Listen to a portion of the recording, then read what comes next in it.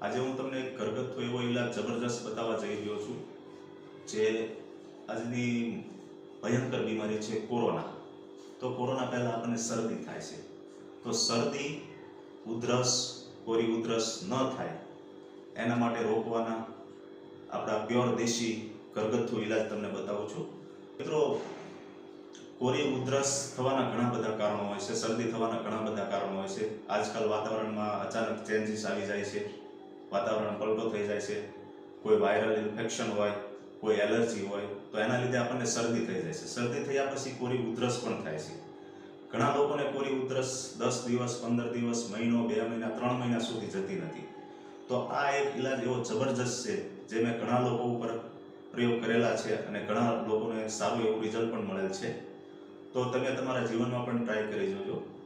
Pure દેશી ઈલાજ છે મિત્રો. કોરી ઉધરસ માત્ર ગળામાંથી આવે છે અને આવ્યા પછી બંધ થવાનું નામ લેતી નથી. તો આ ઉધરસને કઈ રીતના આપણે રોકવી, એના માટે કઈ કઈ વસ્તુ આપણે જોઈએ, તો મિત્રો જુઓ, આપણે મેન 5 વસ્તુની જરૂર પડે છે એમાં, જે અમારી પાસે છે. એક 2 ઇંચ લીલી હળદર લેવાની, 2 ઇંચ આદુનો ટુકડો લેવાનો, 15 જેટલા તુલસીના પાન લેવાના, થોડી ધાણાની પૂળી લેવાની, કાળા મરી લેવાના 15-20 દાણા, અને આ લીલી હળદરના મેં ટુકડા કરી નાખ્યા છે. આવા ઝીણા ઝીણા ટુકડા કરી નાખવાના. ધારો કે તમને લીલી હળદર ના મળે તો તમે પાવડર પણ વાપરી શકો છો. 1 થી 1.5 ચમચી પાવડરનો પણ ઉપયોગ કરી શકો છો. હવે મિત્રો, આ બધી વસ્તુ તમારે નાના નાના ટુકડા કરીને મિક્સરની અંદર ક્રશ કરીને 1 ગ્લાસ જેવું પાણી નાખવાનું છે. ત્યાર પછી આ બધી 5 વસ્તુ મિક્સરમાં ક્રશ કર્યા પછી એને કપડાથી ગળી લેવાની છે.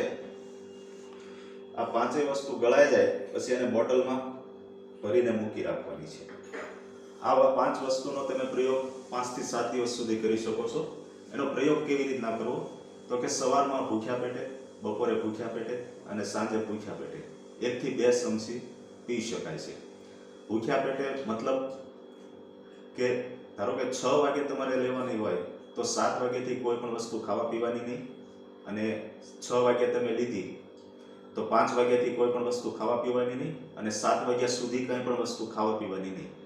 1 કલાક પહેલા અને 1 કલાક પછી 2 ચમચી સવારમાં લેવાની ભૂખ્યા પેટે, 2 ચમચી બપોરે ભૂખ્યા પેટે લેવાની, અને 2 ચમચી સાંજે ભૂખ્યા પેટે લેવાની. 5 થી 7 દિવસ મિત્ર આનો પ્રયોગ કરશો એટલે કોરી ઉધરસમાંથી તમારો છુટકારો થઈ જશે. 100% રામબાણ ઈલાજ છે મિત્રો.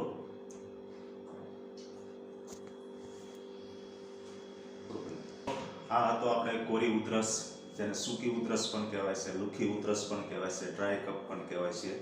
એને મટાડવા માટેનો રામબાણ ઈલાજ. તો મિત્રો, વિડીયો સારો લાગે તો શેર કરજો, લાઈક કરજો.